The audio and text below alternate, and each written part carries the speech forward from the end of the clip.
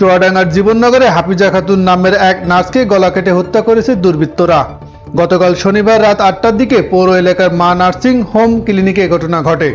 নিহত হাফিজা খাতুন ওই ক্লিনিকে নার্স হিসাবে কর্মরত ছিলেন। তিনি উপজেলা বালিহুদা গ্রামের কবির হোসেনের স্ত্রী। নিহত হাফিজা খাতুন ওই ক্লিনিকে 8 বছর ধরে নার্স হিসেবে কর্মরত ছিলেন। নিহত হাফিজা খাতুনের আত্মীয়স্বজনরা ও সহকর্মীরা জানান, হাফিজার প্রথম স্বামীর সংসারে বিচ্ছেদের পর মা নার্সিং হোম অ্যান্ড ক্লিনিকে নার্সের কাজ শুরু করে। পরে তিনি দ্বিতীয় বিয়ে করেন কবির হোসেনের সাথে। তার দ্বিতীয় স্বামী মাঝে মাঝে ক্লিনিকে আসা যাওয়া করত, কিন্তু কিছুদিন ধরে তাদের মতো ঝগড়াঝাটি হয়। ঘটনার দিন সকালে ক্লিনিকের ছাদে তাদের কথা কাটাকাটির আওয়াজ শোনা যায়। পরে রাত 8:30টার দিকে ক্লিনিকে অন্যান্য সহকর্মীরা এসে হাফিজার গলাকাটা লাশ পড়ে আছে।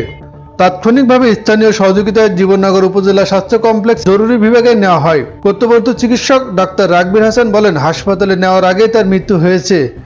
ধারালো অস্ত্র দিয়ে গলাকাটা হত্যা করা হয়েছে বলে ধারণা করা হচ্ছে। খবর পেয়ে ঘটনাস্থলে পৌঁছান অতিরিক্ত পুলিশ সুপার নাজিমউদ্দিন আল আজাদ ও সহকারী পুলিশ সুপার জাকিয়া সুলতানা সহ থানা পুলিশের কর্মকর্তারা। ঘটনাস্থল পরিদর্শন শেষে অতিরিক্ত পুলিশ সুপার নাজিমউদ্দিন আল আজাদ বলেন, কী কারণে হত্যার ঘটনা ঘটেছে তা এখনো নিশ্চিত নয়, তবে দ্রুত এই ঘটনার রহস্য উদ্ঘাটন হবে এবং প্রকৃত অপরাধী আইনের আওতায় আসবে বলে জানান তিনি।